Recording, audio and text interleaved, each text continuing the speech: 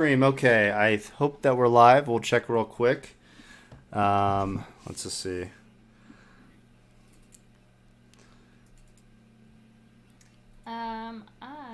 Yep, okay. We're live? Yep, we are live. We are That's live. on Facebook. Let me check float. Maybe we reset the stream keys on float or something. Yep, we're good to go. Okay, we're good to go. This is what I'm calling Kingcast. I don't know what to call it yet. I am here with Aaron. Episode. What? Second episode. I'm here with Aaron Nakamoto, my lovely, beautiful fiance, who wanted to come in on this one.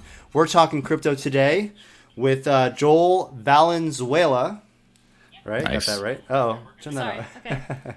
We're definitely a professional podcast here.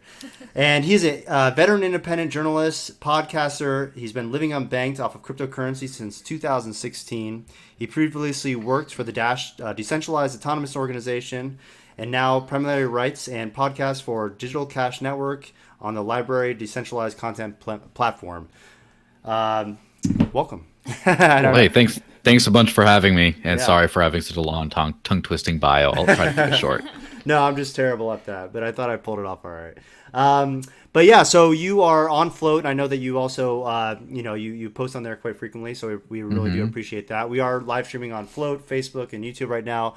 Obviously, go to Float, float.app/king is the better alternative out there. And send us some super chats, some BTC super chats. There's no fees on Float, which is great. You could also subscribe to my channel for any monthly fee that you'd like to help support the channel. But Joel, again, appreciate you being on here. And you have kind of an interesting story in history, in cryptocurrency. You've been living unbanked since 2016, which I think we've pretty much. I was kind of on and off bank. Since 2016 when I first got in, but we were really unbanked 2016 and 17 and probably in the mid of 18. Unfortunately, some USD, we had to deal with some USD since then, more than we'd like to, but happens. but we're trying to get back to where we were because we love cryptocurrency and we hate central banks. And I'm assuming that you feel the same way. How did you get involved with crypto? Yeah, so I'm sure it's a story that's partially familiar to a lot of people in the space, at least the early days people. I've always been a fan of liberty and freedom, and generally people living as free as they can without hurting other people. And as far as that, in my education, of course, I'm reading up on like what is money. And you have those kids' books that just say, oh, people used to trade apples, and then they move these little stones, but then they counterfeit it, and then the whole history of money up until like precious metals, like you made like a limited supply coin, and then you traded those, and like that's where money comes from. And then when you hit the point where money's no longer backed by that stuff, by something hard like gold or silver, that you might like 14-year-old self, however old I was then, was like, sounds a little sketchy. Like what you just the whole reason that this came about just doesn't exist anymore. Like it's worth whatever. So this is when you were 14? Yeah. Okay. Like I was I love how you're homeschooled. like, oh yeah, when you were 14 or whatever. Like was when I like- was 14, I was pretty much like trading Pokemon cards. Yeah, I know. I was like playing Pogs or something. I don't know. Yeah, but I mean, to be fair, playing people in their 30s still trade Pokemon cards a lot, so it's okay. Hey, no making fun of us. I actually beat the game before he did. He was really jealous. Okay, Anyway. whatever. Yeah. Yeah, but I was a little bit like nerdy in that way, took the studying seriously, and so it's still like years later stuck with me, this whole like the money is they're just not worth what it says. And also I grew up in the north of Mexico, and I was there right during and after the peso crisis. Of course, I was a little kid then, but I do still remember having like peso coins that just weren't good anymore. And it's like, oh no, they totally reissued the new ones. Like these are the new ones. Like what happened to the old ones? Well, it just stopped working for whatever reason, and then they had to make a new one. Like the currency broke. Right. And it's like for a lot, it sounds like a libertarian conspiracy theory when you talk about a fiat currency collapsing, but it happens in the world very frequently. If you go outside in smaller, less powerful countries in terms of like government and GDP and stuff, this happens. And so like I lived through that, and then was it 2005 or so? I think I went to Romania for a couple of weeks, and they were just phasing out the old lei note, the 100,000 lei note. They just chopped off the zeros and were going to one, and just like, Why it's not? one. Right. And it's like, like they didn't redeem it. Yeah, they just chopped off. They did a little like trick of the magic. And I believe that when the peso was reissued in the 90s, whatever amount, it was actually 1,000 of those. They just chose to call it one. So it was 7 pesos to the dollar when I was growing up, or it was actually 7,000, but seven. And now it's what, 20 something. So, and of course, the purchasing power of the dollar has gone down over time, but the peso purchasing power has gone down a whole lot faster. It's like a And so, competition of who can not go down as quick as the other. It's ridiculous. yeah, exactly. And if you were, part of that is just like always having that in the back of the mind. But then, anyone who remembers the price of things when you were a kid, it's like, well, why is it worth more? And then you think, if I worked my little butt off for all day to make this big pile of money, and I could buy so much of it, so much stuff with it then, and then 10, 20 years later, I just can't buy nearly as much stuff with it. Even if you're not like a nerd or you're not political or whatever, that should still stick in your head. But So, Joel, you have to put it into your 401k. You have to invest in the yeah. stock market. You Go have to college, you know. Oh, yeah. But All that's of the above. yeah. How did you like? I'm just curious. What kind of economics books or like what was it exactly that got you interested in economics so early? So being homeschooled, of course, that makes you a little bit, Okay, spend less time on the you nonsense weren't and a little bit more. indoctrinated. Yeah, and I went to like a liberal arts college and stuff like that, and graduated early and just was like focused on that stuff. And when you just read economics in one lesson and as a teen, and like I think I was a later teen when I got a scholar's edition of Human Action by von Mises. I never made it all the way through, but I read enough of it, and it's one of those things where when I got into like political science and stuff like that, and had a career in DC and all that stuff, but that's one of those things where it's very like opinion based. Like, we think this is right, we think that is right. Everyone's always trying to impose their will on other people through the political system. And for me, economics is one way that you could it's kind of like a scientifically measurable way of measuring the success of ideas, is in the market. How does the market do? It's numbers. Like, is the economy doing well? Are people richer and better off? That's a way. And of course, life isn't all about GDP and numbers like that.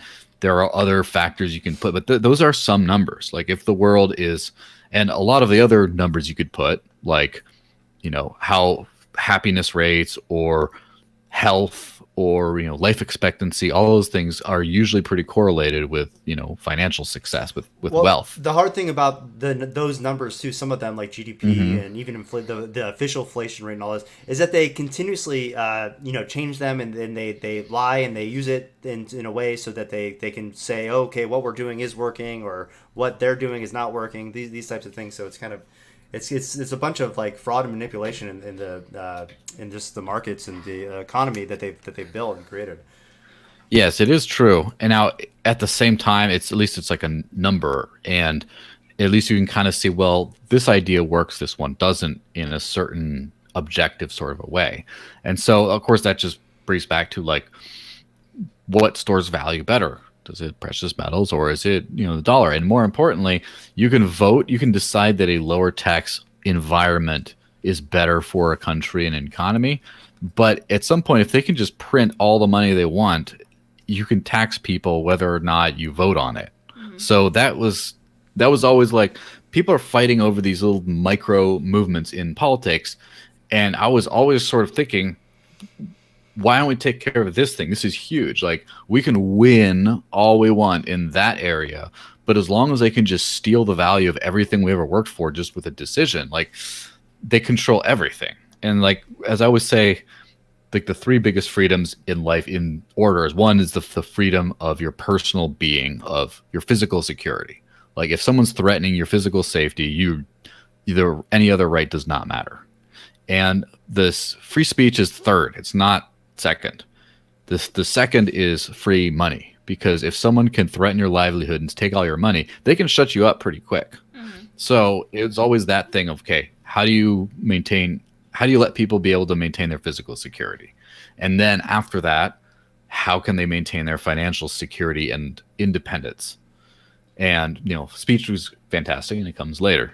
So everyone's always theorizing. And of course, the liberty world back then, especially, was very, in the early 2000s or is very theoretical, very think tanky, very like, let's write a paper and dissertation and then maybe have an expert testify before Congress once in a while. But like that is very scholarly. And I'm, I guess, not that bright and not that patient. So I always want to like, what can we do about it? And so like one thing I wanted to try to live off of, or try to not use the paper money, try to use something real if I could.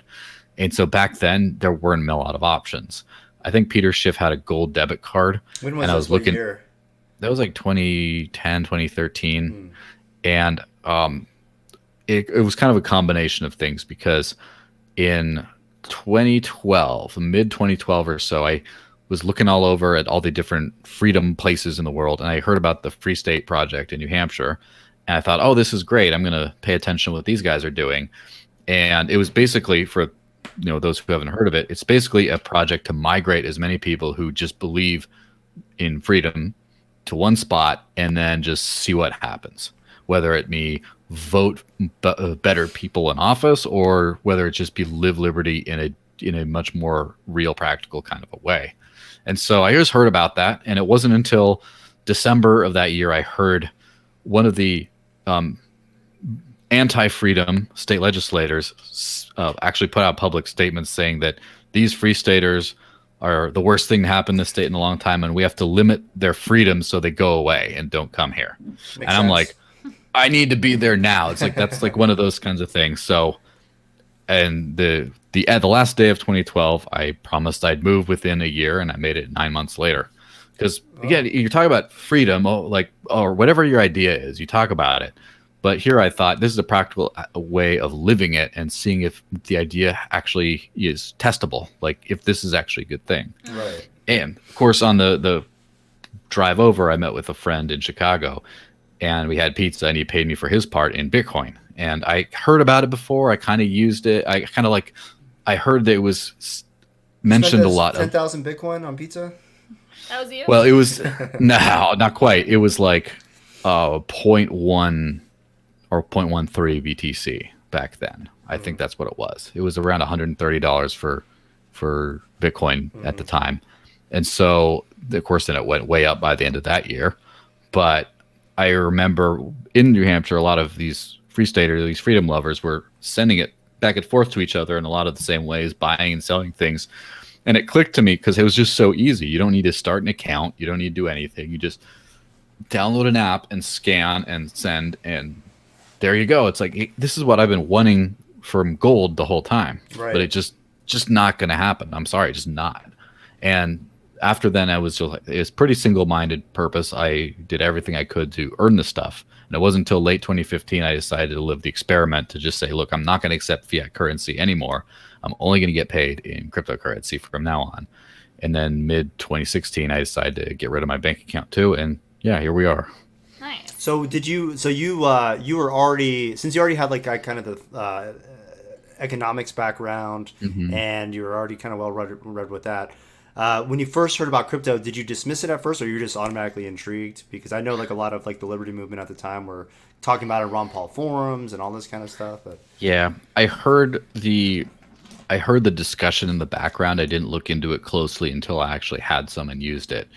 And after I used it, I just took a basic, reading around of why is it limited in supply? What happens if it tries to get shut down? To where I just could kind of get my head wrapped around it. And then pretty quickly it was just sold. It wasn't like a skepticism period of like, I don't know. It pretty quickly clicked that this is similar to gold or silver in the way that it's provably scarce and it's not open to manipulation the same way that a central bank currency is. And most importantly, I just experienced the permissionlessness of it in sending and receiving it. And it was just like, done. This is huge. And of course, part of it is this ideology I have. This fulfills the ideology but a lot of it was also just excitement over in a completely sort of apolitical sense of this is cool stuff. Like this is so easy. And this is before like PayPal and Venmo and stuff like that was really that widespread in the world. And it already had that like just so easy. Just send it to someone. Yeah. How Receive did it. you Just how did you get your first Bitcoins? I think it was to a blockchain.info mobile wallet, if I remember correctly. But That's a great did you wallet like too. earn it, or someone just like sent you like a It tip or was something? I Or yeah, I paid for the pizza in Chicago and he paid for his oh, Even instead I better. of splitting the see. bill. I see. Oh, cool. Yeah. So that's how I got it. And then I remember within a few months I was giving people gypsy cab rides to conferences and they're all paying me in Bitcoin. Nice. So And it was so like purse.io slash pizza basically. yeah, it's pretty much like one of those. And that's we did a lot of things like that, and I still do that to this day. Whenever I go out with friends and it's a place that doesn't accept cryptocurrency, is someone will always offer to just foot the bill and then take everyone's crypto. Yeah. And so it still kind of it still kind of works that way. And it just but the fact that you could just do that and you don't have to be like, how do I have change? Let me split the bills Right. or It's so much easier. That's yeah. one thing that's interesting that we're thinking about doing for Float Market, which Mm-hmm. we're looking to launch here this month, is where users similar to Purse.io, but I think they only utilize Amazon or something. It's been a while since I've been on their site, but where you can have basically a wish list of things that you would buy for or that you want. And then basically, same thing. The person buys it with their debit card, their Amazon account, or whatever, sends it, and then you pay in Bitcoin or vice versa. So you can earn Bitcoin off of instead of interacting with an exchange, you can just buy a product, and then someone reimburse you with Bitcoin. Yeah, I mean that would be fantastic, and that was the original value proposition of Purse. Now there are a few sites like I use, what is it, Bitrefill for a lot of Yeah. things and the good thing about Bitrefill is it's instant in that, I use Dash on Bitrefill, which is one of the I think it might be Lightning does the same thing, but I do know Dash. As soon as you hit send, you get the gift card because instant send it's confirmed instantly. So my proverbial example, which is an actual real life example, I've been in line at Chipotle, order my burrito, and when I get the total, I just put it in, buy the gift card, and scan it, and it's faster than paying with a credit card. Yeah. And it just like right there, you don't have to be like, okay, where am I going to go today? How much do you think I'm going to spend? I'm going to go buy a thing, wait for some confirmations, maybe 10, 20 minutes later. It's Yeah. ready. And then I'm not going to have that much foreplanning. I can just go right to it. But We used no Bitrefill, discount. remember? We went to Target and we use our BitPay card for a lot, but there are so many times when our BitPay cards are not accepted at certain merchants or they just won't work. And so we were panicking because we were like, well, shit, we don't have any other cards on us. We had like a full card too. Yeah, we had of course, a full BitPay card. But, and then I remembered Bitrefill, and yeah, we just got a Target gift card, and it was just super easy. Yeah, I actually went through Boost VC with Bitrefill the first time in 2015, Tribe 5 or whatever.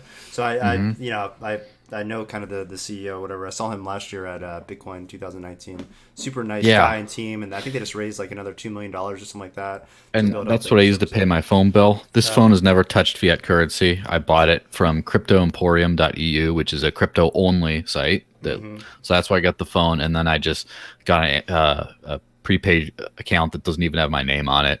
And I just pay the bill with Dash every single month. And then there you go. Nice. That's awesome. And So- do you live in the United States? Yes, I'm in New Hampshire. Oh, Yeah, he's a free are you- stater, Free yeah. State Project. Yeah.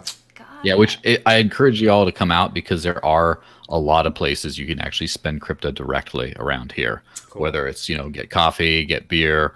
I pay my jiu-jitsu instructor.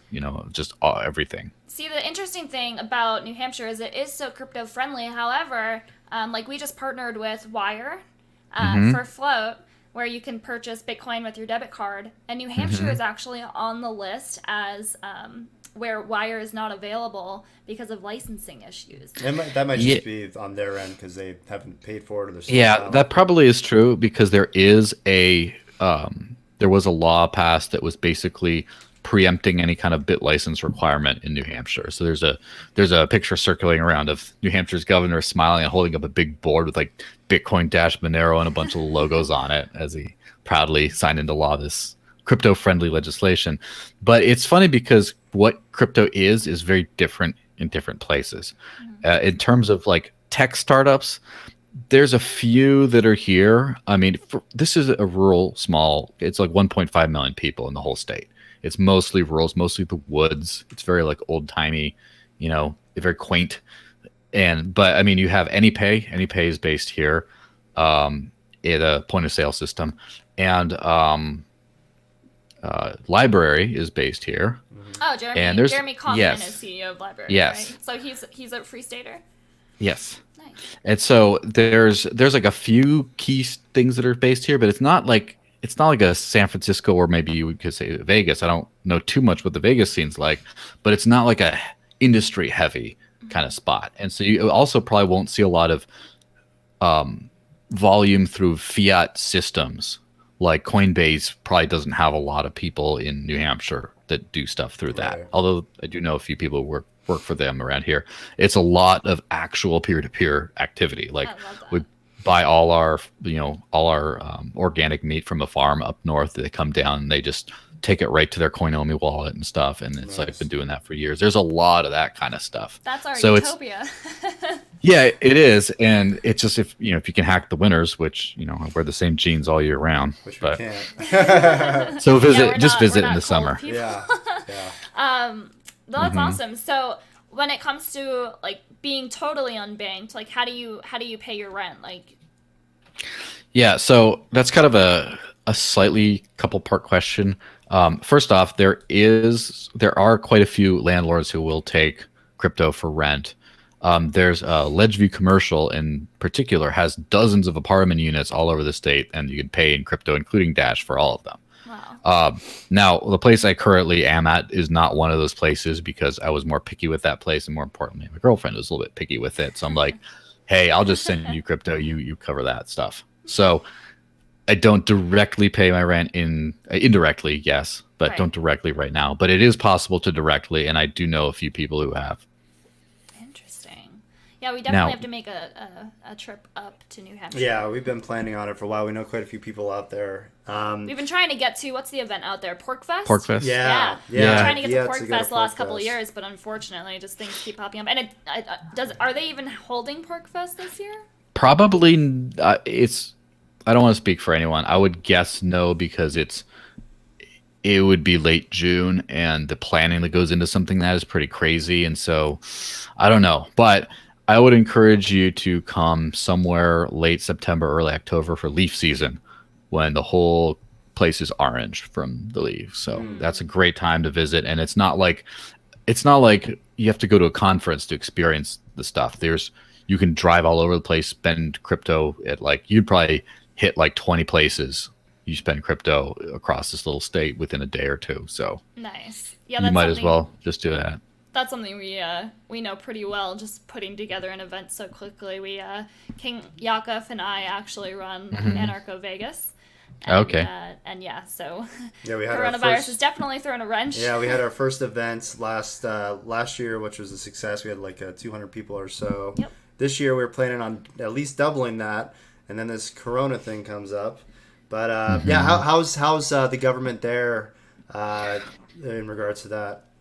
It's so pretty good. There's nowhere that's ideal. People can basically walk around, drive anywhere, do whatever they want. That's pretty open. Non-essential businesses are not supposed to be open, but pretty much nothing is non-essential. And of course, the liquor stores are all open. They're essential. And just about every restaurant is doing takeout and stuff. We gotten big pallets of growlers to spread amongst the friends and stuff because, just to support them while they're doing that. It's mostly okay, but there's a lot of ones that like gyms and hair salons are the big ones that just aren't open. Oh, the funny thing about hair salons is that we went to go get some pet food, pet food is still essential, I guess, here in Vegas. And and I need a haircut, and she's been meaning to get her hair done too. And we walk in, and all the pet groomers there's 3 pet groomers in a small room cutting behind glass, cutting dog hair. But we can't But get our he own. was- So you decided to do your dog hair? I might as well have book myself an appointment because I mean they could probably do it. I don't really care. Yeah.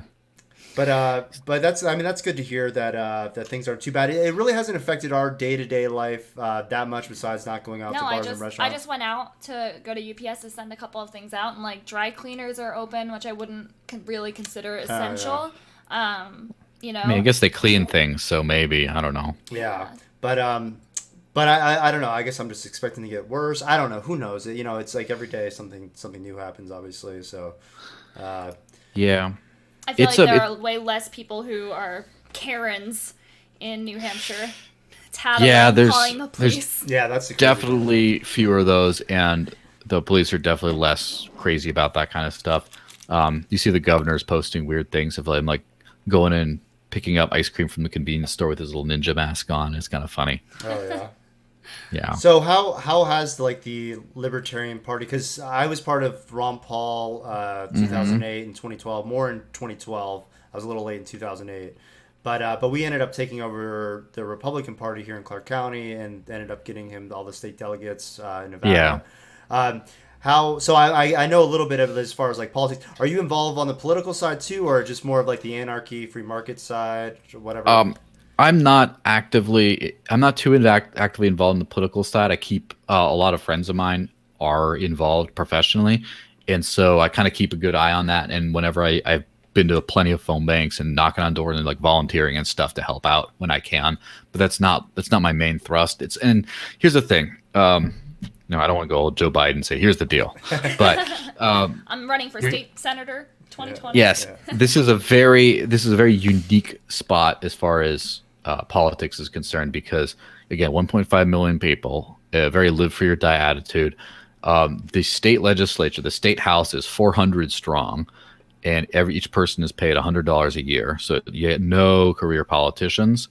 And because there's 400 of the 1.5 million people at any one time are in the legislature, that means that the odds, if you live here, of having been a state rep at some point or having one in your immediate family or a close friend or is almost 100%. Like almost everyone has some contact with that, so it's much more of a people's legislature.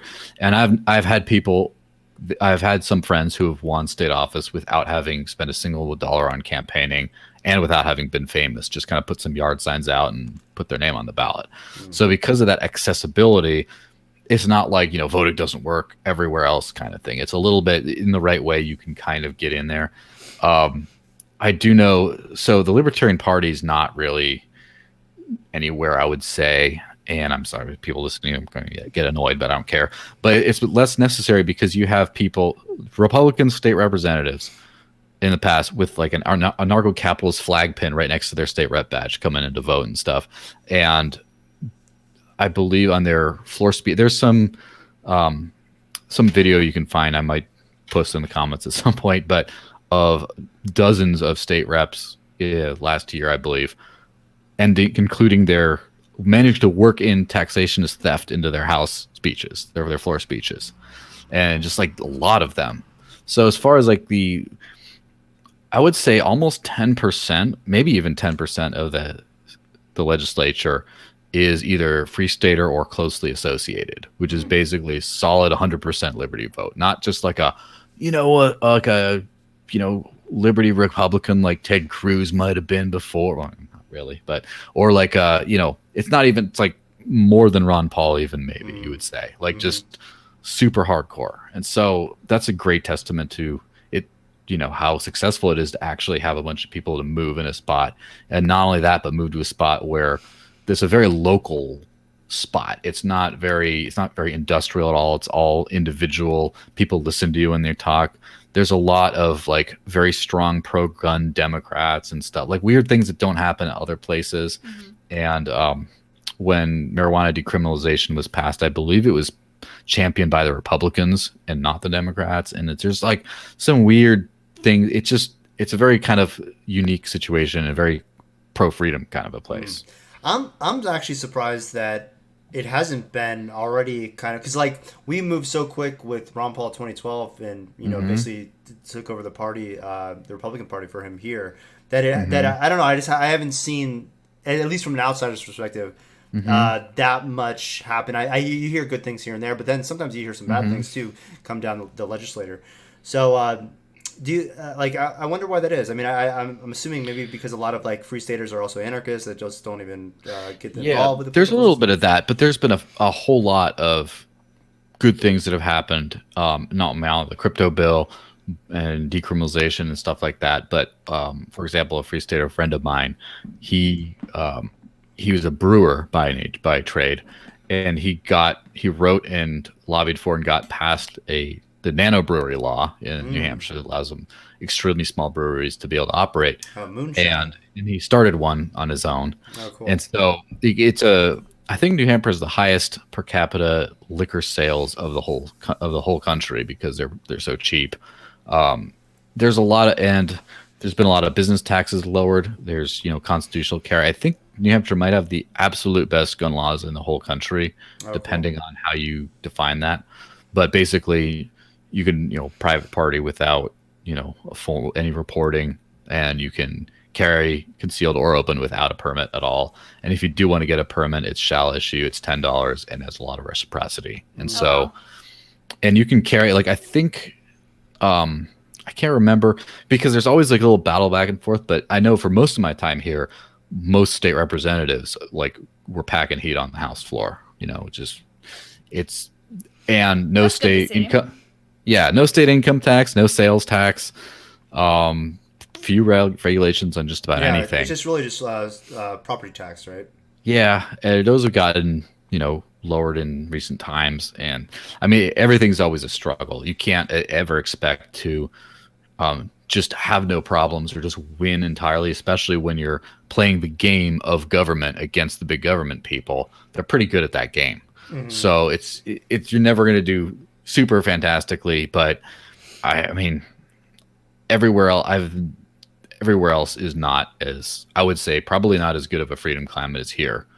In There's a lot of people in the liberty movement, particularly, who like to talk about places, say South America or other things like that, where you can have a lot of freedom in very limited conditions. But if the local governments actually take notice of you, you're kind of screwed. Hmm. And there's nothing quite like the speech and gun laws of the U.S. And I understand the U.S. is pretty tyrannical in a lot of ways that other countries may not be. But as far as those two key underpinnings, and That's what keeps there's us here. Yeah, that's yeah, yeah, basically just gun rights. Even though it's yeah, it's eroding every day, but still, it's yeah, still the best place in the Like world as far as where else can you go?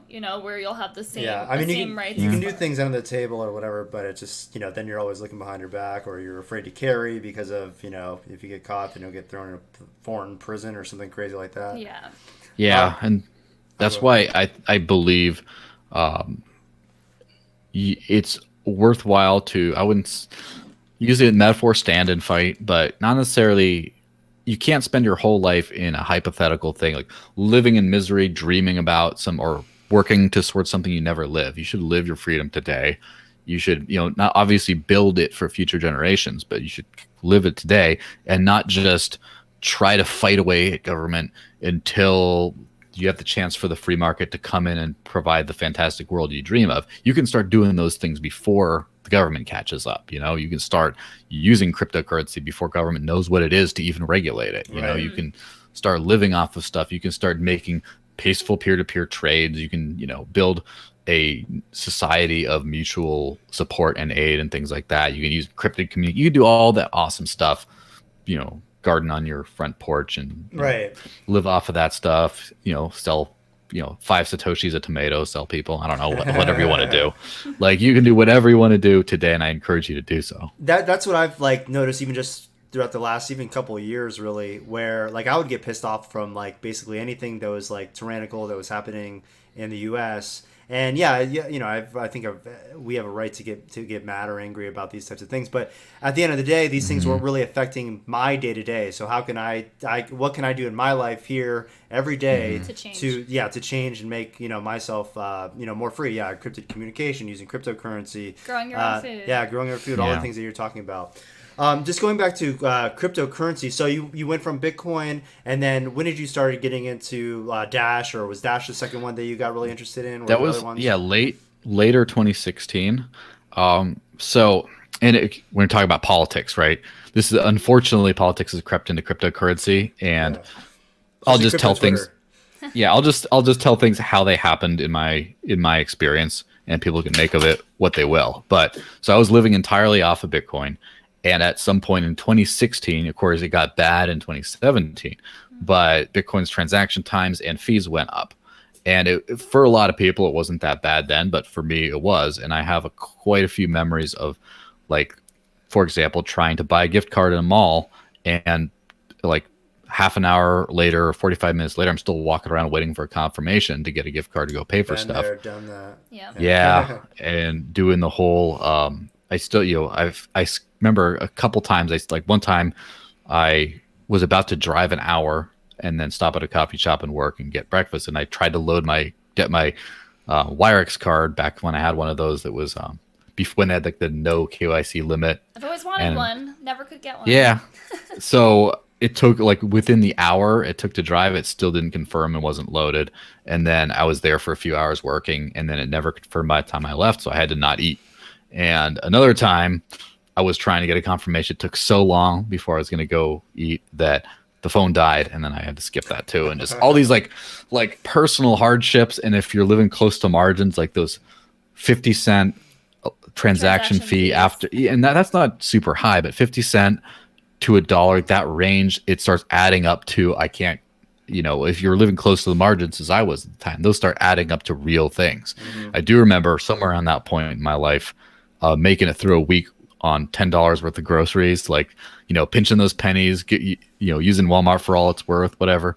And that kind of stuff, if you spend $2-3 in transaction fees, that really cuts into that. So I basically had to say, look, I lived a giant experiment. I can't keep doing that. So what am I going to do? Am I going to go crawling back to my bank for an account and just say I'm done with this stuff? Or am I going to find a way to keep going? So I decided to find a way to keep going. And at that point, it was just a simple matter of I'm checking into the CoinMarketCap rankings, just go down the list, and the next best thing I can use, I'm going to use. Ethereum was not used as like money back then, and probably still isn't. So I'm like, next. Litecoin was way down, is completely abandoned at that point. It wasn't until Charlie Lee got some momentum back going in, but it was basically abandoned and dead. It was over a year before Bitcoin Cash even existed.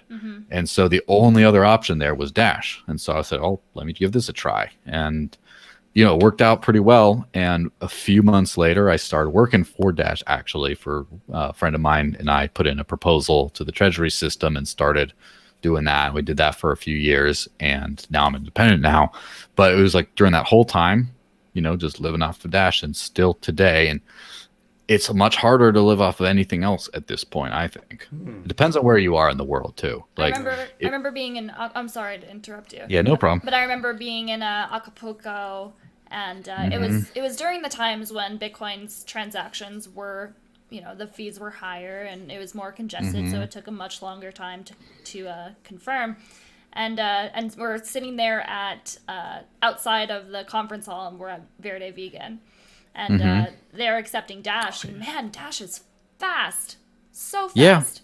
Yeah. Yes. Every transaction completely finalized in under 2 seconds. Yeah. And that's something that it's one of those, I was talking on the Dash podcast about this actually, but you have something like old school Bitcoin or Bitcoin Cash or any of the other coins that just if I was going to pay you something, it shows up right away. And if it's a small enough amount that you just don't care that much, if it doesn't end up going through, that's fine. And then if it's a larger amount, you kind of want to wait for confirmation. Now you're starting to wait and get into 10-minute territory. Yeah. And then after that, you start to get to, okay, well, this is a big amount. I need to wait a few confirmations.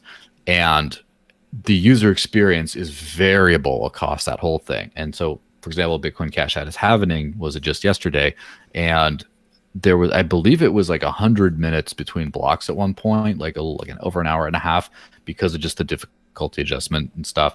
And so that could be another thing where you're like waiting an hour and a half to be able to rely on a payment. And there's just something about, we get all up in arms about like we let our investments own us rather than us owning investments. And it's just a tool. Everything's a tool. And if you're trying to pay for stuff, why not use a thing that just you can trust instantly? And that's kind of it as far as payments go. There's a Right. bunch of other things that you could use crypto for. Yeah, I used to be like I'd say a Bitcoin maximalist up to probably sometime in 2013 to 2016. But the only reason why I really was because I saw all these other things. Like I could have got into Monero really earlier, which I'm really upset about still. But and Ethereum too. We got in pretty early, uh, but I just always thought that Bitcoin was going to develop so much faster and do all these things. And now that all these other currencies like Dash and Ethereum and Monero and all these other ones that are already doing, and even Bitcoin Cash. I mean, I'm actually I'm a big fan of Bitcoin Cash. Like, Yeah, compared to me Bitcoin too. as far as money too. So it's just it's kind of crazy just to go through that and then see like now looking back how I used to be a Bitcoin maximalist and then seeing all these guys are still Bitcoin maximalists. Like that was, come on guys, that was like so 2016. Yeah. Like come on. Well, that's what it is people started to lose they kind of lost the plot. They sort of lost track of why this matters. Right. And I mean, to a certain extent, people got into number go up, but that's even like I even understand that a little bit as much as I'm kind of roll my eyes at it. Is people start getting into these weird arbitrary notions like I like this because it's the real Bitcoin. And it's like, well, that doesn't mean anything. No one cares. Like 2007, there was no Bitcoin at all. There was no real or fake Bitcoin. There's nothing. And like now it's like the real, like, can you imagine if you just say like, oh, I'm, like, hey, here's this computer that I'm using. It works great. And you're like, yeah, but it's not the real Betamax. It's like, right. But it's why, better. why? Like that's an Yeah. arbitrary thing to care about. But it's HD and it's way faster and yeah. Yeah, and I know people get crazy about like, I use Linux and I don't use it because I care about penguins or anything. The reason I use it is because first off, number one, the experience is better. I just from all the windows, all the crashes, and all the problems and stuff. But like that's the most enabling reason. But I care about privacy and I care about control, and I don't want to have a corporation snooping on my every single move, especially if like I'm involved in crypto that someday the way I'm using it today or yesterday or whenever could just end up being like, oh, now you're a bad person because You're a terrorist. in right now it's fine, but in the future people decide like I don't Because how dare you just buy soap with Dash? yeah, which actually do buy soap. There's a friend of mine who's actually a state legislator. He does sell soap for Dash. Oh, it's like a And he crypto puts Tyler little Dash Durden. stickers on it. Yeah. Nice. Although he's much older than that, but that's fine. Oh, that's Yeah. cool. What? So then, what project or how was like the Dash DAO getting the money from the DAO with mean, the application process and all that kind of. I know a So little bit about it's it. basically what happens is there's a 5 dash proposal fee that gets burned, and that's just an anti-spam fee. So back in the day, if it's like that could be like $50. These days, it's few hundred, like 300-400. At its peak, it was like 7,500 back in Those are late the good days. 2017. Yeah. Yeah, I mean, ups and downs and ups and downs. But basically, you put forth something to the network that just all it has is an amount, a duration, and a title. That's all that shows up. But there are a few sites that let you like attach text to that and have a discussion forums, so you can actually like converse with the voting public on that. And then basically, what happens is at the end of the monthly voting cycle, if you have a net 10% or more, as in, like, say there's 5,000 masternodes, round up a little bit, then there would have to be 500 yes votes, 0 no votes, or 600 yes, 100 no, like more than that. And if provided there's enough money in the budget, then you get funded. And of course, if you did get approved, but there isn't enough, it just funds all the way up into like the lowest one, and then oops, that one gets cut out. And then the funds that are allocated get created in something called the super block, which like 10% of Dash's supply just goes wink and gets created all in one go to go to these proposals. It goes straight from being created. So there's no like intermediary, there's no foundation that has the money. It just comes from the sky right to whoever, gets approved, and you can't stop it. And anything that's not, if there's unallocated funds that just don't get created. So that's why the final amount of Dash is not necessarily known. Like Bitcoin's 21 million, Dash is somewhere between 18 and 19 million probably. So a little more scarce, but also like variable because of the, however, there's like the upper limit would be 19. Okay. And what about I've always liked Dash because first I think I love the name. It's Yeah, digital works. cash. Yeah, it's great. And then they do reinvest into the community. I remember taking a flight from Vegas to SFO in San Francisco and So you seeing talk about the in-flight ads? yeah the in-flight Those are ads. the best. Yeah, to Those see, were great. that was so cool. You just sat there and you're like, damn, kudos to Dash's Yeah, marketing team. yeah. The things that Yeah. they've done in like South and Central America, I believe they funded a lot Absolutely. of projects in promotion of cryptocurrency there. So much so that the Venezuelan government's Petro is actually a fork of Dash. That Oh. they didn't, like, if you look into the white paper, they even forgot to rename the smallest amount, the Duff, after Evan Duffield. So it's kind of funny where you have like major governments starting to model their stuff after Dash. Yeah. Right. What about as far as privacy is concerned? Because I've Yeah. done a couple of Dash transactions before, but I think there's like it's a different setting or whatever to do private I know transactions. there's Yeah. a privacy layer. So basically, Dash uses a high-powered version of CoinJoin, which is coin mixing. It's just kind of integrated into the actual protocol. It's up until relatively recently, it was only able to be done on a full node system. Whereas you download the whole blockchain, use a full node wallet, you can mix and then send. So all like the mobile wallets didn't really have that. Now, starting about a year ago, it was made possible to put it in thin clients, like, a non-full blockchain wallet. And finally, someone made a Dash version of Electrum, and there's a mobile one that actually has private send. So you can do that now. Although I think they have I tried to use it and there was some bug that I got and not everyone got, but they're still working on fixing that. So hopefully in like a week or so. And I'll be shouting it to everyone as soon as I'm able to buy my coffee with like untraceable stuff. Right. That's cool. So how does the privacy compare to Monero? And Or even like Yeah. Zcash. So there's quite a few.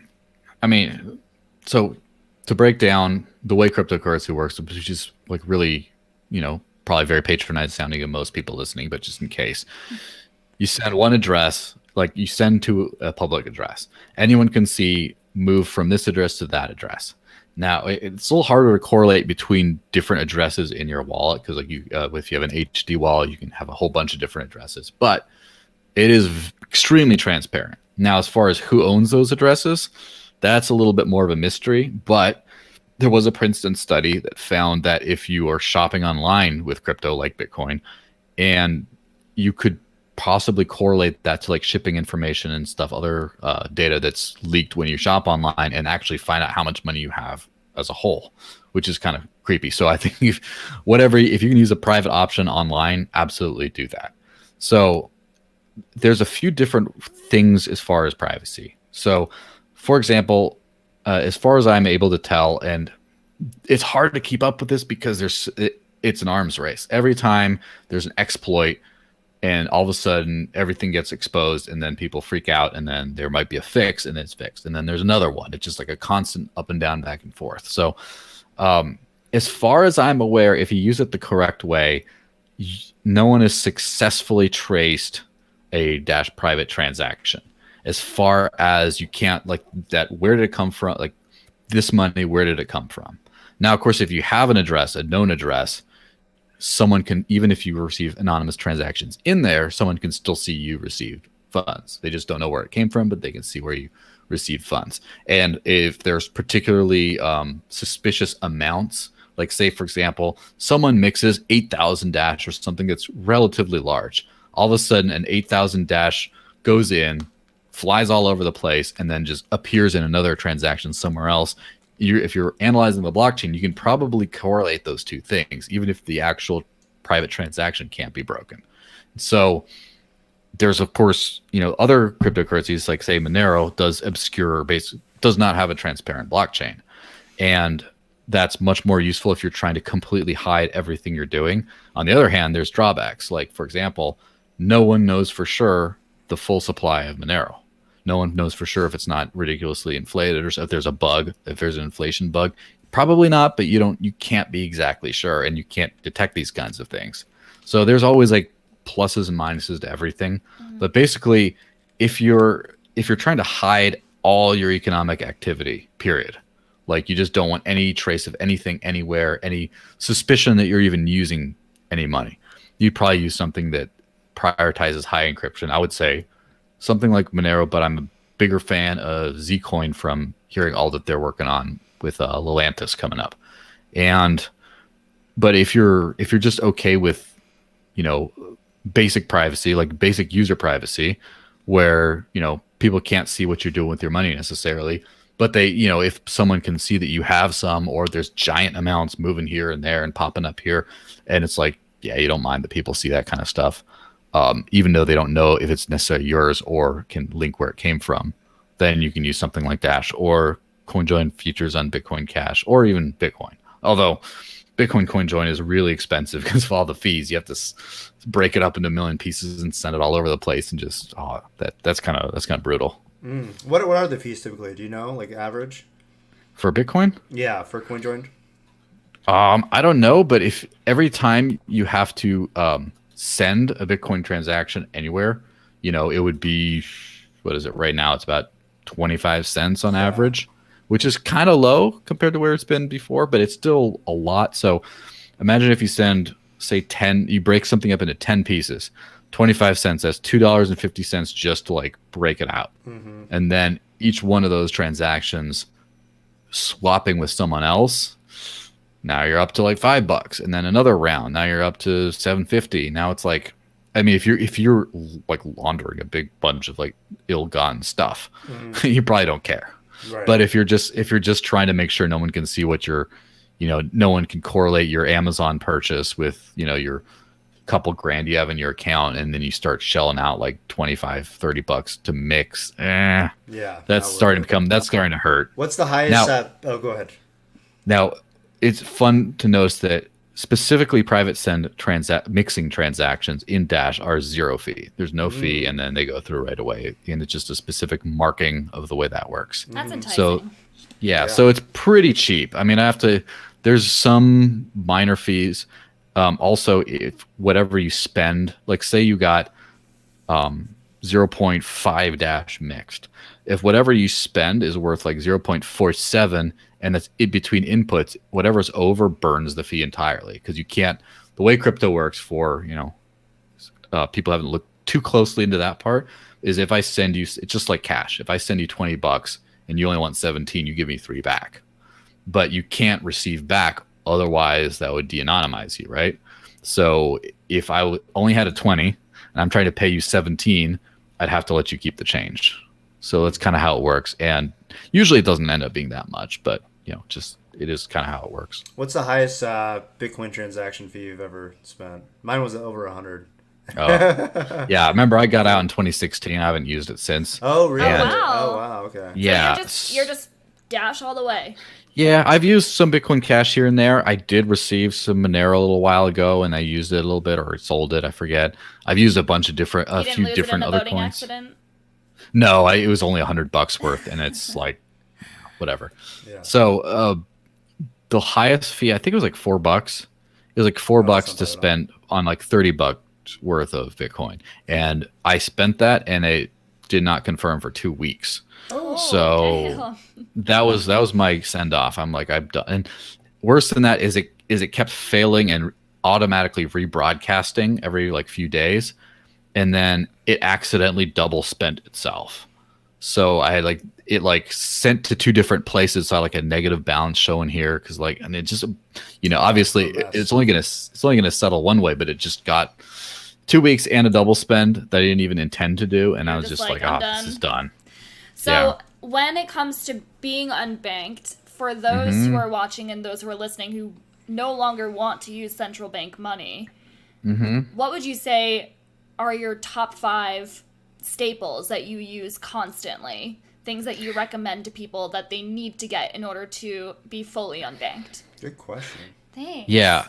Now I'm going to give 2 different layers of this, because one layer is, so far, And I might change that at some point because it becomes annoying. But so far, I've not used any AML KYC services in the last 4 years, That is an 5 years. accomplishment. So, which is because this is an experiment, right? I'm not like this is the future. I'm going to live it now. Like I'm trying it out, right? And I'm using myself as a guinea pig, right?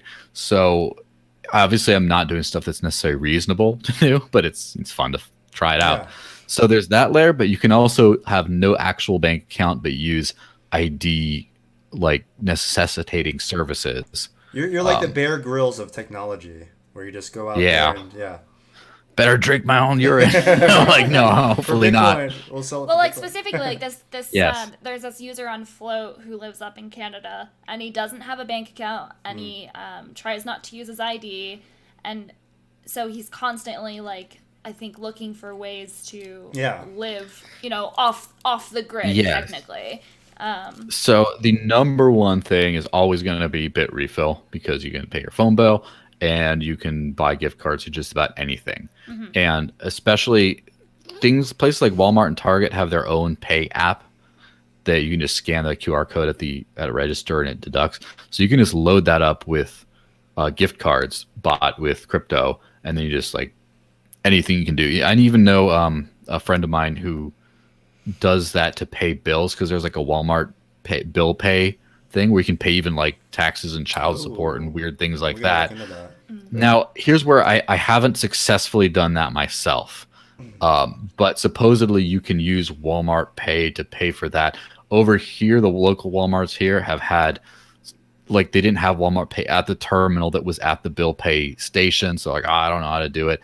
And I'm not sure if there's like a thing of where you're not supposed to do it through gift cards, but they just let this guy do it anyway. Or I'm not 100% sure I can recommend this, but if you can, look into that. That's the number one thing is, of course, could be bit refill. I use Coin ATM Radar a lot, especially when I travel, because, so fun fact, like I went to Madrid for a conference in the beginning of late October, early November. And so I showed up with like no card, no fiat, except for like, I just had like a few euros in my pocket. That was enough to get the train to just go to a mall. And I just sent some dash into some big ATM. There's some big Bitcoin shaped ATM that just gave me some euros out, and there you go. So, and also on Wi-Fi, because my phone doesn't work in Europe, but I'm a little self pat on the back for the whole experience. But so that's a good way of like getting in and out without using anything. Now through Bitrefill also you can use you could get, of course, Amazon gift codes, and you buy anything on Amazon. Overstock used to accept a bunch of different cryptocurrencies, and I think they've limited them now, so I'm gonna be a little more leery of that. Yeah, I think Patrick Byrne stepped down. They got a new CEO, and that's when things started like dwindling. Yeah, it started to change. If you go to Discover Dash, is like a Yelp like app that has a bunch of different Dash businesses listed, and that's a good place to hit up. So if you go to, let me just make sure I remember the URL for this one.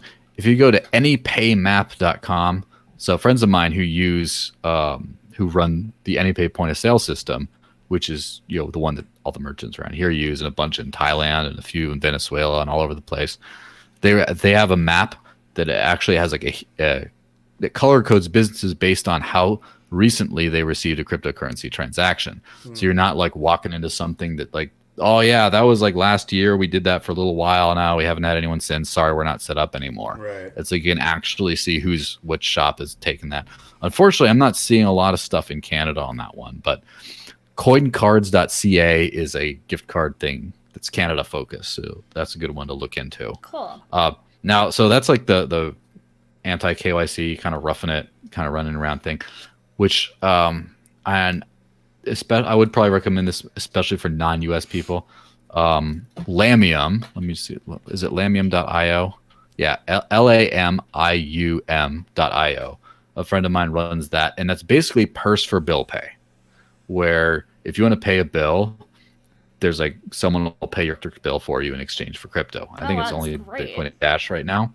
It's fantastic, but the US, I don't know if it works in the US right now, because the banking system is so antiquated and terrible in the US compared to the rest of the world that it's harder for someone to just go pay your bill. But I'll be trying something like that soon, seeing if I can get it to Yeah, we'll work. test it. Yeah. So Sure. that's like the hardcore kind of thing. Now, if you are able to do a couple concessions, I'm a big fan of Uphold. I don't know if you guys used it, I used but to Heard of use it it. a long time ago, and then I got logged out of my account, and I lost my 2FA and all this kind of thing. And actually maybe I do have access now, but aren't they? They're going through like a bunch of weird, or they went through some weird like restructuring and stuff like that. I thought they asked me because I already did like KYC, and then they started asking me for more stuff, and I think that's when I kind of terminated yeah, it. I don't know. I think they must have been changing their KYC thing because I know they had like a super express one you get verified in an hour or something like that. Like, Hmm.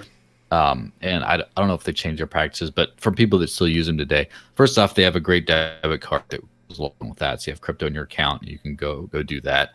And they You even have can, like gold and silver and other fiat yeah, so currencies. That's kind of cool you can too. hedge into those. Now, also the main Dash wallet has Uphold integrated into the wallet, Mm. so you can just do it right in there. Also, you can do it from your Dash wallet to spend, again, assuming you're spending Dash, which if you're in a lot of the world, it's not like.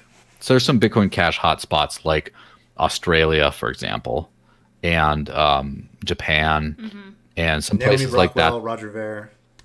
Thanks Yeah. for that. Okay. But I'm saying there's like a few hotspots where you'd probably be more, you want to have some Bitcoin Cash instead. But then if you're in South America, it's very Dash heavy. If you're in New Hampshire, very Dash heavy. Thailand, very Dash heavy. It was Ukraine for a while. I don't know lately.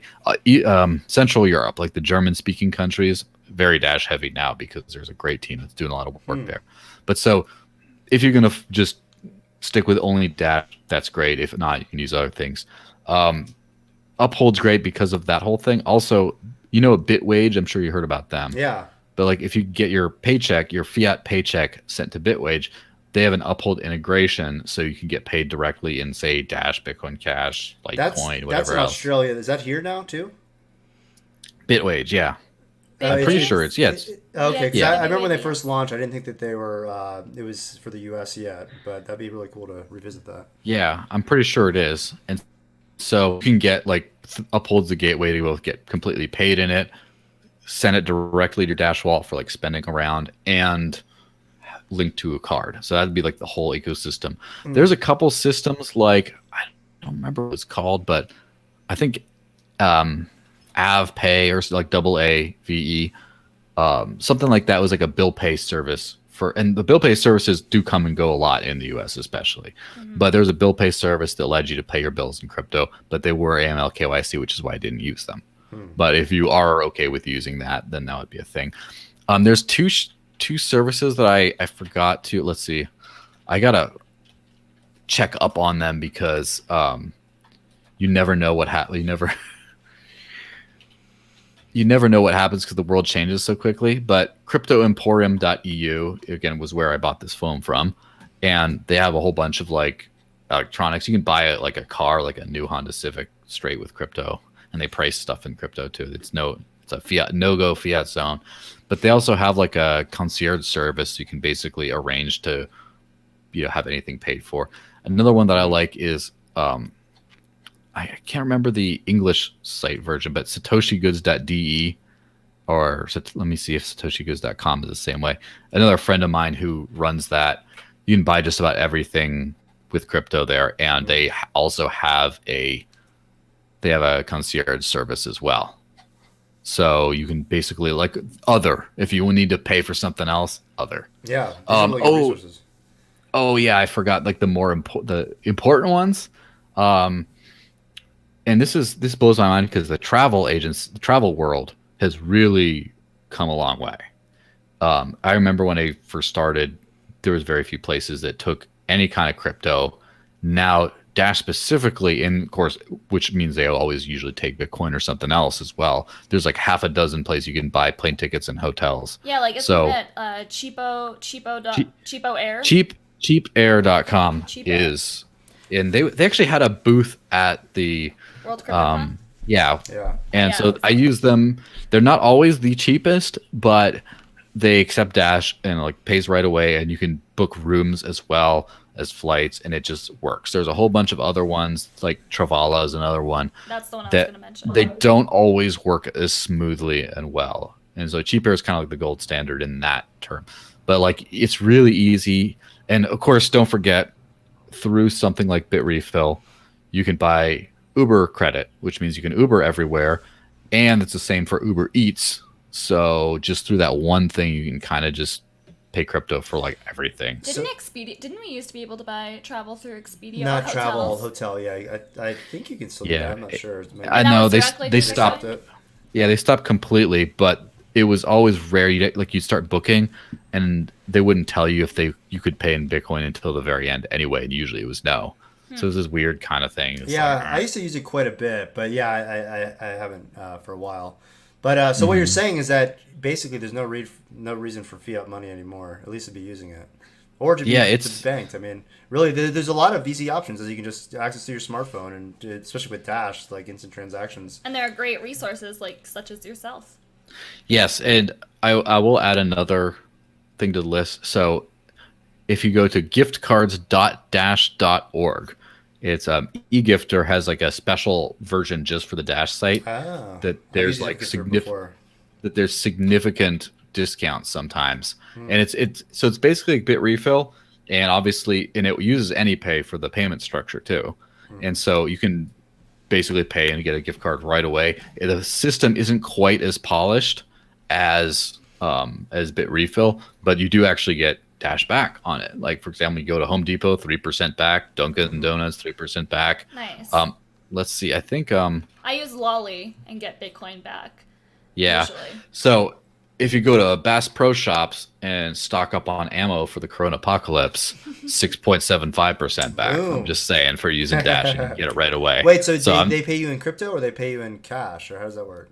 it's basically it's basically like a change to your change address. So when you pay the invoice, you get most of it back. So it's basically 6.7% discount, like right away. Wow. It's I don't know how I haven't used Lolly before, partially because BTC and don't you have to pay in fiat and then Yeah, they give do it have goes to off pay your in bank fiat, yeah. card, Yeah. and then they yeah, pay so you I those can't do it. It doesn't Yeah, work. yeah. That doesn't work for me. I don't Yeah. have any of that stuff. Yeah. So But I what do love you? that. I'm seriously going to Yeah. be inspired to do an unbanked experiment. Yeah, and honestly, there is no such thing as absolute freedom, and there is no such thing as I don't think that people should use the perfect to be the enemy of the good.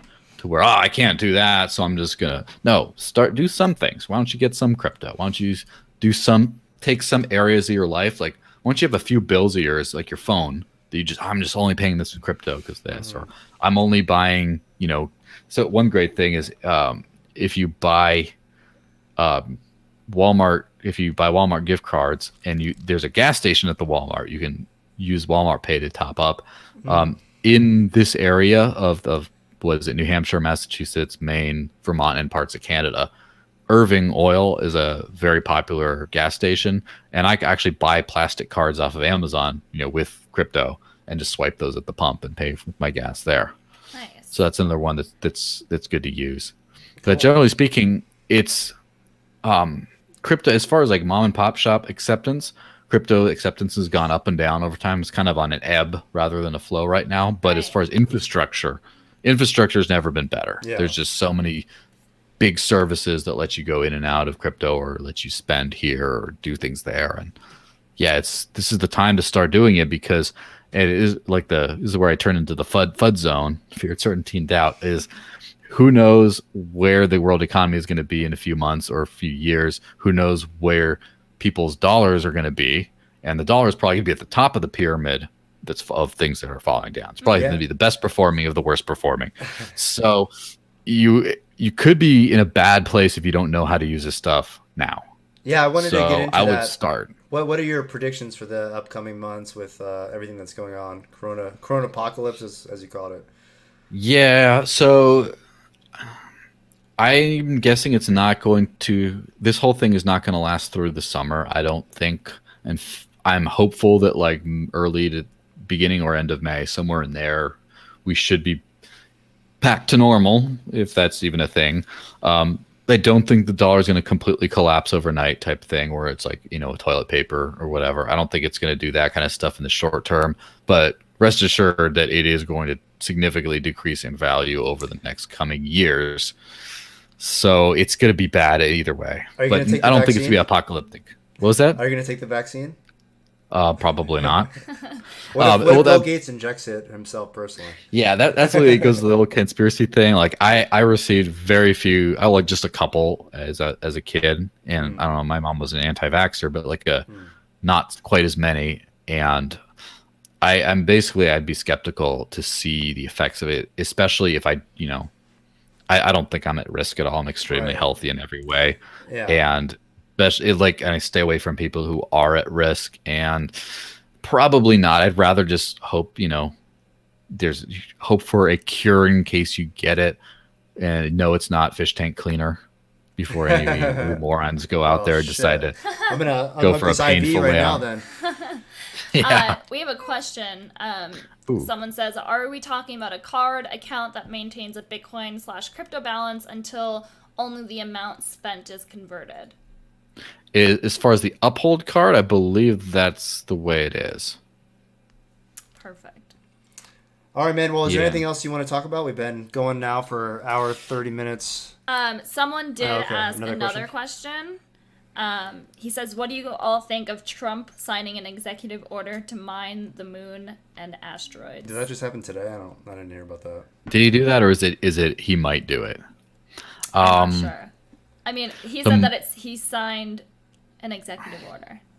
Okay, well, it's like, okay, big boy, like I don't care. Like, I don't own the asteroids or the moon. If people want to go waste money on going up there, I mean, they're already wasting money on anything else. I just as long as they're wasting that paper money that I'm limiting my exposure to, Right. I'm a little bit more jaded. I don't care. Yeah. It's like we're more the crypto people, at least the ones that really understand it, are just kind of waiting on the sidelines and just interacting in this this agorist type of economy that's growing really exponentially every year. I know we have our ups and downs, but one other thing. What do you think about Bitcoin halving?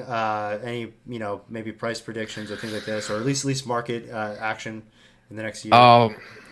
I mean, it'll probably work out. The Bitcoin Cash and SV halvings don't seem to have worked out quite as well in terms of the price. Yeah. But I think that really it's like actual demand for the stuff is what really garners, what actually garners the more value. Like, I think that people put too much prediction into what the halving will do or won't do, that specific event. And I mean, it is kind of incidental that does, because it restricts the incoming supply, it does have a certain effect on scarcity. But I think I would encourage people to not look so closely into that for price stuff. Like, look into the value of this to escape, hyperinflation, to escape theft of your money, to basically maintain freedom. Look at the value, and if it's a useful tool to achieve that, and how much is being used in other things. Those are much better indicators of long-term value than focusing on just the halvening, Mm-hmm. All right, yeah. Cool. All right, so my takeaway from this conversation that we had is I want to start a 30-day unbanked Fast. challenge. We used to be we were unbanked for But years. for- Well, we did have our BitPay card, so we did rely on that. 30-day fiat fast. Yeah, 2020. Fiat Make it fast. happen. Oh, I like this. I bet I we can think get. it's a cool idea. I bet we can get some people behind Yeah. it. And then we'll Fiat just free we'll get fast. like a We can do like a forum too, and have people just talk about what they're using, how they're using it. And all yep. And then just have like a couple of people as resources. People who do it have done it for years, such as yourself, Joel. I might write up an article or something encouraging people to do it. Maybe we'll talk in the Can we turn coming that days into about. like a float challenge, like a? Oh, we could do that. We could do it. Yeah. Well, I hopefully take it even beyond float to the greater crypto, but I wouldn't mind it starting and taking off and float. But it would be a great idea. And of course, if this turns out to be a fantastically successful thing, you heard it here first. But if not, just forget about it. Yeah. But if it would be nice to say, like, try to live 30 days without spending fiat, and you can't ever, like, see how much what you get, and just first off, just for people to keep up with their expenses on a monthly basis. No one does that. Well, I hate to sound so pessimistic, but no one knows how much money they actually spend. And it would be pretty enlightening for people to actually say, "Oh wow, I spent this much on coffee." Oh, and actually look into that. But we bought an espresso machine last winter, so like a year and a half ago, a fancy one, and it saved us so much money. Yeah. Like you wouldn't believe that expensive appliance actually saves a lot of money. But anyway, my problem is that like when I don't have coffee, I get headaches, like migraines, because I have caffeine withdrawals. And so we'll have to leave the house, not come back the whole day. And I'm like, oh god. I tried to do a coffee fast for like a day, and she starts screaming at me. Can't do it. I can't do it. Yeah, it's so good. But a fiat fast, we could probably do that. And so if people just do their expenses at the end of the month and see what percentage, of course, don't tell how much you spent, but just say how much were you able to spend in crypto? What percentage of everything you spent, everything that went out, what percentage was that in crypto? And what categories? Like, food was like 85% crypto, but as far as like rent and utilities, on the whole, it's only like 24. It's like, I'd love to see those stats at the end and just see what people are actually spending as far as all that. Me too. Okay, I'm gonna do it. I'm gonna put it together. It's gonna be a big thing. It's gonna be huge. All right. Huge. So we have one question. What are the best coins to invest in? Oh, I hate that question because I don't know. It's a basic question. But I mean, I think my advice is probably just to go on CoinMarketCap and just check out what... Yeah, it really depends on your portfolio right now and your experience level. If you don't have anything, then you buy Bitcoin. You probably dollar cost average is the easiest.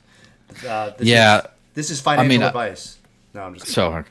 So what I like to say about all that is it depends on how deep you want to get. If you want to actually become a crypto trader, there's my friend of mine runs Crypto Traders Pro, and I would recommend you actually go use them. And they're a professional traders group. Supposedly they do well. I don't know. I'm not a trader. I've never bought crypto in my life. I don't think. I've only ever received it for goods and services. Oh, that was a question I was going to ask you. Yeah. How do you? I never bought any. People just paid me in it. So people say, where do I buy it? How does this exchange work? I'm like, I know theoretically, but I haven't actually done that. But so I would probably go somewhere there if you want to go like professional, buy like a few if you're just more amateur, like all the way to the amateur thing, get like Bitcoin and a couple others, I guess. That's probably the safest bet. I would probably go for somewhere in the middle, which is you do some research into, well, here's the thing. I have no idea what's going to go up and down in the short term, but if you see things as like, what value are these guys, like what's the actual technology and the potential behind the technology, and how are people actually starting to use this stuff? And you start looking at how are they dealing with how many years have they been along? I mean, anyone can make a flash for a couple of years, but like the 3, 4, 5 year club is like where you start to get into stuff that's still here. And you start thinking like, how much development do they have? Who's paying for development? Have they figured out how to pay for development? All that kind of stuff. And then it's harder to lose money. I'm not sure if you gain more money, but it's harder to lose money on stuff. One great example of this, right, is Library, LBRY, is a project that I've been following because the CEO lives a couple towns over from me. And I did some blogging for them like late 2015, early 2016, like when they started, like many years ago. And as of now, I think it's on like the 4th or 5th page of CoinMarketCap, like again in the total nether zones of like, oh, they're dead kind of thing. But they got 1 million users last month, 1 million viewers on library.tv, which is pretty great. They're growing gangbusters. Their product has improved so much since like mid-February when I started paying attention more closely back again. Like it's almost ready to dethrone YouTube to where you don't need it anymore. Like it's getting really good, but the token price is still like, So I'm kind of tokens are right now, yeah, but that's what I'm saying. I'm kind of thinking that something like that is not going to die because again, it's very successful as far as like users and stuff, and creating something that actually works. But as far as like what's going to go up, what's going to be in the top, whatever, who you don't knows? know. Yeah. I think that privacy coins will have their day because I think a lot of people that get into Ethereum, Bitcoin, and all the major ones, then they're like, wait a second, this is completely traceable, trackable, public blockchain, all this kind of stuff. So I have a Yeah. feeling that eventually, maybe 5 years, 10 years down the road, that eventually Yeah. more and more people Bitcoin opens their eyes, and then they say, oh wait, there's all these other things out there. Yeah, and I've had some pretty intimate experience with Dash for a long time, and I extremely believe in the project and that it's going to be one of the top most used things in the future. And I'm always critically valuing other ones. I'm just like, you mean Dash doesn't have a difficulty adjustment problem? It adjusts every block since 2014. Oh, you mean that you don't have to scramble for development funding? It just always had fun. Oh, you mean usernames in like a couple of months that just, oh, you mean it has the privacy in there? Oh, you mean everything is confirmed instantly? Oh, you mean it's immune to being 51% What attacked? do you mean? Oh, well, hey, well, what I'm saying is just all these things. It's so. I would say that's a good one. I mean, I wish I'd look into Ethereum a little bit more. I just kind of like glazed over it, but it seems like a lot of people are building a lot of things on Ethereum, and they keep on doing it despite the scaling problems that cropped up. So I think there's enough momentum that that's not going to go anywhere, at least in the short term. Interesting. And BTC, who knows? I mean, it's as king, right? It's up there, so it's not going to go completely away in the short term. But if other things do the exact same thing as it, but better and cheaper and stuff, eventually the store value thing is going to flip. And I'm just kind of nervous. It's kind of like the dollar is a very safe bet until when it isn't. I'm just nervous. Right. Could be that Bitcoin is like the top coin forever or a top coin forever. But I'm not confident enough in that to be like, hey, you should get BTC. Although most investors would probably say, yeah, go get it. So listen to them. Well, I don't know anything. Y'all, you can buy Bitcoin using your debit card on Float starting yesterday. So Oh, is it Simplex? Through it's Wire. Oh, Wire. Yeah, I know those guys. They're good people. Yeah, they are. Yeah. So that's something new. Hans Norved said, when will Dash be available on Float? In the future. I know we've talked about it. Yeah, we're planning on integrating all the major cryptocurrencies, including Dash. So just a matter of time. We're getting some things out right now. But I I have two more questions. Sorry. Okay. Two more. Only this is the last two more. So someone said, and this isn't even a question, this is just a statement. He said, in my opinion, mining the asteroids and the moon is the only true decentralized currency. But then again, I do not understand cryptocurrency. To me, they're not based on a physical asset. Humans want physical assets, something to hold on to, like a battery bank. But how many humans hold on to like a debit card, which is, 97% of transactions are already digital. You know what I mean? Yeah. Well, that's the thing about like what is physical and what isn't. Like computers are not really physical. I mean, think about it.